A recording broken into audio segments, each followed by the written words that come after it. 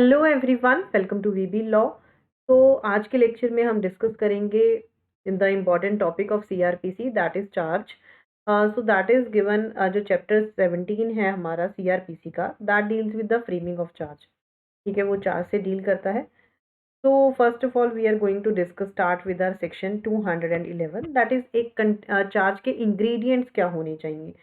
तो जो एक्सप्रेशन है charge, this is defined under section 2B of the CrPC. ठीक है, इसको सेक्शन 2B में जो है डिफाइन किया हुआ है चार्ज को। तो चार्ज का मतलब क्या होता है कि this is the preside formulation containing the brief facts, जो कि brief facts about the alleged offence के रिगार्डिंग जिसमें लिखे होते हैं, जो कि एक्यूज्ड कमिट करता है and against whom the trial is going to be started. So that is the charge.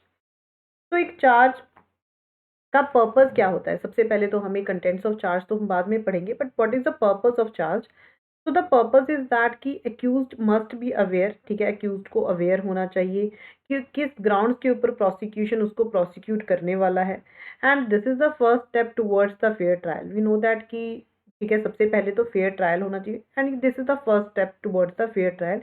क्योंकि जब तक एक्यूज्ड को यही नहीं पता होगा कि कौन से ग्राउंड्स पे प्रोसिक्यूशन उसको प्रोसिक्यूट करने वाला है, because after the framing of the charge the defense is very much clear about the proposed trial। ठीक है, so that's why charge एक जो है that plays an important role।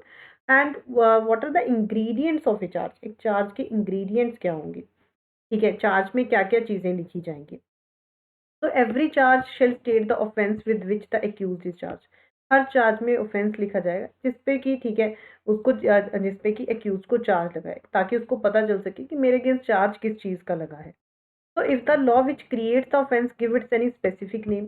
अगर तो जिस लॉ के अंडर ठीक है, अगर वो उसको कोई स्पेसिफिक नेम देता है, जैसे मर्डर, हर्ट, कोई स्पेसिफिक नेम देता है, तो वो ऑफेंस जो है उसी स्पेसिफिक नेम से जो है उसको डिस्क्राइब किया जाएगा। ठीक है, then is if the law which creates the offense does not give it any specific name, then so much of the definition of the offense must be stated as to give accused notice of the matter with which he is charged।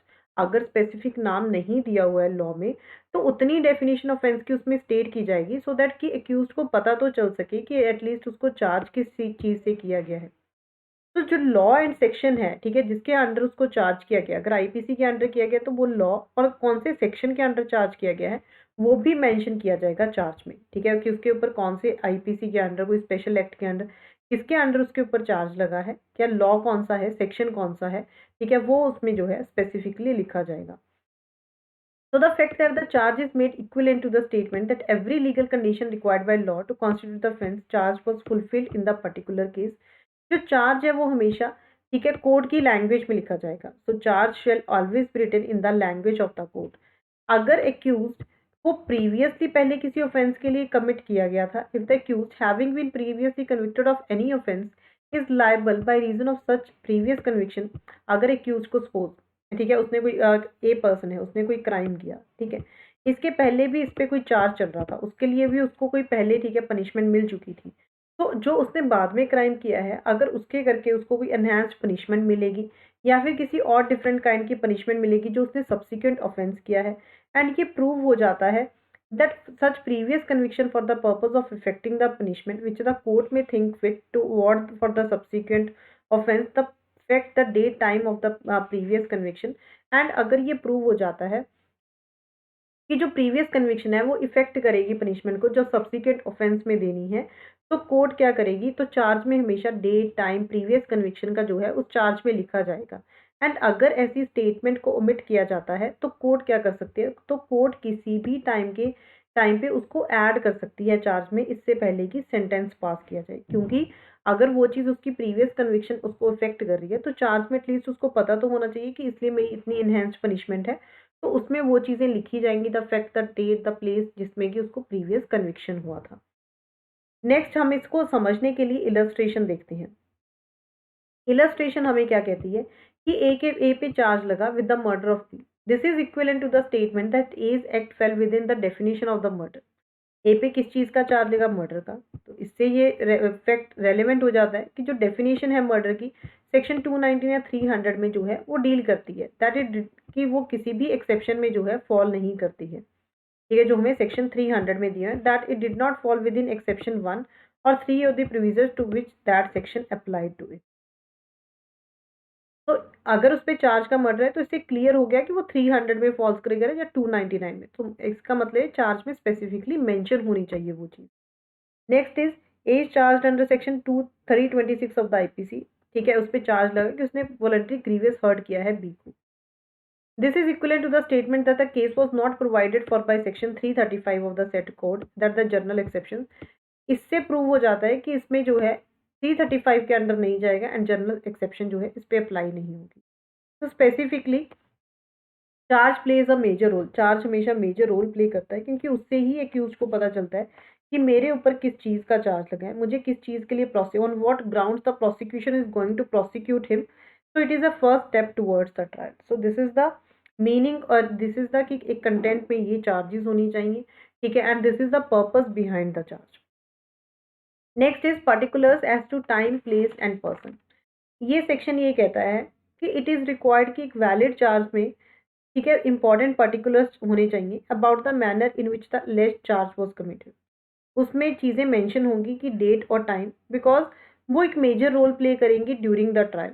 तो the intensity of many crimes, बहुत सारे ऐसे crimes होते हैं कि जिनकी intensity automatically increase हो जाती है क्योंकि वो रात को कमिट हुए थे। जैसे कि अगर हम हाउस ट्रेसपास की बात करें, ठीक है, कि उस क्राइम की इंटेंसिटी इंक्रीज हो जाती है, ठीक है, हाउस ट्रेसपास की। सो दैट्स वाई कि उसमें पर्टिकुलर्स मेंशन होने चाहिए कि किस टाइम पे किस जगह पे हुआ है, ठीक है, वो crime. So the charge shall contain such particulars as to the time and of place of the alleged offence and the person against whom or the thing in respect of which it was committed, so that accused को reasonable notice हो सके कि उस पे किस चीज़ का charge लगा है। तो जहाँ पे जो एक्यूज्ड है, अगर उस पे क्रिमिनल ब्रीच ऑफ ट्रस्ट या फिर dishonest miss appropriation of property money का चार्ज लगा है, तो ये सफिशिएंट है कि स्पेसिफाई करे कि ग्रॉस सम कि कितना अमाउंट का उसके ऊपर चार्ज लगा है।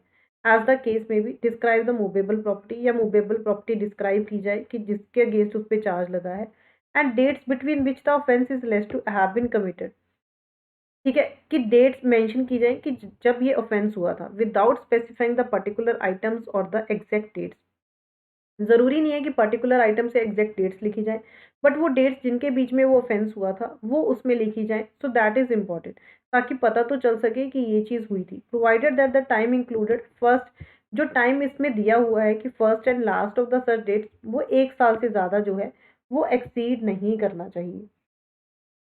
जो इफेक्ट है 212(2) का, ये ऐसे केसेस में जो इन्वॉल्व करते हैं मिस एप्रोप्रिएशन ऑफ अमाउंट को या किसी और मूवेबल प्रॉपर्टी को।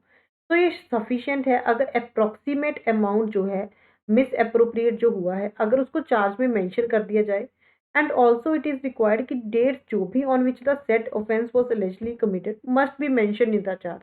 अगर ऐसा मेंशन नहीं होगा तो उसको हम एक जनरल चार्ज कहेंगे कि जनरली एक चार्ज फ्रेम हुआ है एंड कोई स्पेसिफिक चार्ज नहीं है।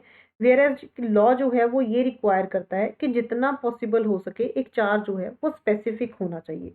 तो हमेशा चार्ज में जो है particular date time and place जो है वो मेंशन की होनी चाहिए। So these are the ingredients of the charge and the particulars as to the time, place and person. So we'll continue this in our next lecture में जो है हम इसे continue करेंगे। ठीक है, CRPC के जितने important provisions हैं I'll discuss those in detail. For more such videos subscribe the channel. Before I end this video, Unacademy पे जुडिशरी स्कॉलरशिप टेस्ट होने वाला है। ठीक है, there are exciting prizes and scholarship worth ₹70 lakhs। Enrol in this, ठीक है, enrol करवा लो इसमें खुद को।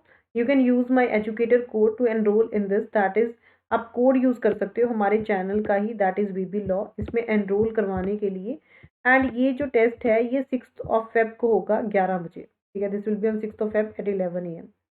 There is a batch that is going starting on Unacademy. The start date is 26th of Jan. These are the educators that will be taking the classes. ठीक है, judiciary के लिए अनअकैडमी पे एक फ्री टेस्ट सीरीज चल रहा है। You can also join this, ये डेली होती है free test series and this is the time table of the test series. You can join this and enrol, आप सेम कोड यूज करके करवा सकते हो। Different batches are running on Unacademy. These are the paid courses that are for judiciary preparation. So if you want to join any of these classes, तो आपको plus subscription लेना होगा। Unacademy has just introduced Judiciary Iconic, जिसमें कि आपको mains focus test series, 1-to-1 live mentorship and live doubt solving sessions भी रहेंगे। ठीक है। And there is important announcement for Iconic learners, monthly subjective test is live on the platform since 15 Jan 2022। तो उनको attempt करके अपने answers जो हैं अपलोड कर सकते हो आप पीडीएफ फॉर्मेट में, ठीक है, to get it evaluated by the members. जो टेस्ट वो लाइव होंगे टिल 21 Jan तक लाइव होंगे, ठीक है। तो there is free classes also जो अनअकैडमी आपको प्रोवाइड करता है, इसकी डिटेल्स डिस्क्रिप्शन बॉक्स में मिल जाएंगी। These are the different plans to join any of the batches. तो अगर आपको ज्वाइन करना है तो आप इनमें से ले सकते हो, and just use this code VB law to get extra 10% off from Unacademy. So thank you so much everyone. Do join, do subscribe the channel and press the bell icon for notification.